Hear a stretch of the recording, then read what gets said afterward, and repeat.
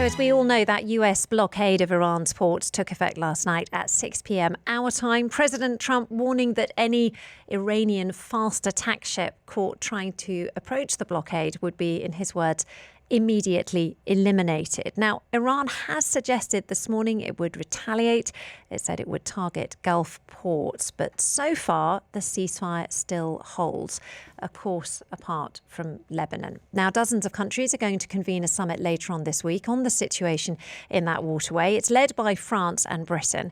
But the introduction of the US blockade is clearly ratcheting up tensions in the Strait. So is there a peaceful way out of this? Joining us now is Damien Chevalier. He is Director of the Maritime Safety Division at the International Maritime Organisation. Now, they're the UN body responsible for regulating global shipping and maritime trade. Damien, thank you so much for getting up so early to talk to us this morning. How would you describe the current situation in the Strait of Hormuz, specifically from a maritime safety perspective? Good morning, and thank you very much for your invitation. So I would say this new escalation in the conflict, of course, will not help to resume the traffic in the Strait of Hormuz. So I don't have the latest figure over the night regarding the traffic, but in the last few days, so we have an average of 10 vessels per day transiting through the Strait of Hormuz, so in comparison of around 125 per day before the beginning of the crisis. So I would say there is no any progress from this side. We are getting a lot of threats from both sides. When it comes to sort of doing shipping risk assessment, does that have an impact on ship owners? Does it have an impact on the waterways? Yes, of course. And as you raised, so shipping need to have visibility, and regarding the risk assessment for any captain to take the decision to sail through the Strait of Hormuz, if you have any threat of mine, drone, missile, and other threats, of course, there is no point to sail and to expose the life of innocent seafarers to all these threats. We already knew, as you mentioned there, that Iran had effectively blocked the Strait of Hormuz. And then we've got this sort of extra layer of an American blockade. Is that actually going to have any impact on the status quo, do you think? I would say sadly no.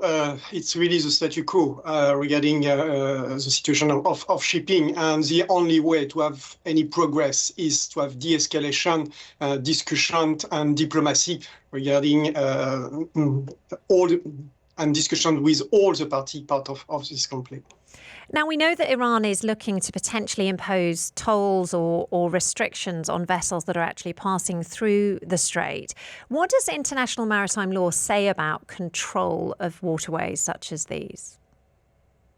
So the UN Convention on the Law of the Sea is very clear about that. Regarding an international strait like the Strait of Hormuz, there is no any right for any state or coastal state to impose any toll, any obstacle to the navigation, no any blockade. So it's freedom of navigation that is a fundamental principle of this UN Convention. And so we know why it's important today. But if Iran did try to do that, what would be the sort of overarching impact on global trade? So it will be a precedent. So what will happen around the world if we initiate this process to impose any toll for some straits? There is a lot of straits around the world. And so what would be the impact for global shipping and for global economy? And so at the end, it's for the consumer to pay this additional cost. So it will be really a precedent. And so it's not a good initiative.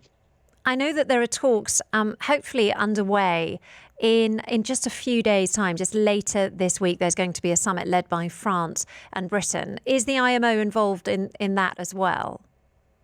Yes, we have a periodical discussion with a lot of member states at IMO, and so we have regular meeting, and so the UK takes the lead of, and France also takes the lead of organizing a summit about the situation on the Strait of Hormuz, and so we have periodical meeting, and today we will have another meeting. So I know that the US, President Trump specifically, is calling on other NATO members to help to get them to come and help him police the strait. Effectively, you know, he even suggested that he was going to get help with this blockade. Is that what these meetings are about, or is this about a different sort of mission? No, the objective of all this coalition is really to secure a safe passage for all the vessels through the Strait of Hormuz, but in a context of ceasefire. So we need first to have a real ceasefire and to find the condition and to assess all the risk about mining, for example, and to secure the fact that there is no risk for any vessel to sail through the Strait of Hormuz. And it's really this discussion to secure and to prepare the future. I mean, the situation at the moment, obviously, there's all these big geopolitical issues swirling around. But how about the seafarers who are actually operating in the region at the moment? Is the IMO keeping an eye on their situation? Of course, and that is our first concern regarding this close to 20,000 seafarers stranded in the Gulf. So we are in permanent contact with the coastal state to secure the fact that all the seafarers receive supply from food, water, and also fuel for the vessel to be able to produce energy on board. So we are in a close contact. But as you can imagine, so for seafarers, the situation is very difficult. After 7 weeks of conflict, it's a very difficult situation. What are the IMO's biggest concerns right now? You mentioned there, of course, the seafarers, but I imagine you've got an eye on the possibility of escalation. Of course, that is a concern for, I would say, everybody. Now, we never know what would be the day after. So it's really our first priority is the situation of seafarers and how to evacuate all the seafarers from the Gulf. That is really our priority, and that is all the discussions and meetings that we have every day at this time at IMO. If we're going to put our sort of hopeful hats on, I don't know if it exists as a concept, but let's create it for the sake of this conversation. So with our hopeful hat on, is there a realistic sort of peaceful pathway to de-escalation, do you think? I think there is. We need to be optimistic, as you mentioned. It's very important, and it's really to invite all the parties to continue to discuss and to find a way about this conflict. That is a common interest. Global shipping is for the benefit of all member states, and so, there is a common interest to find a quick solution about this crisis. And so we know the importance of the Strait of Hormuz.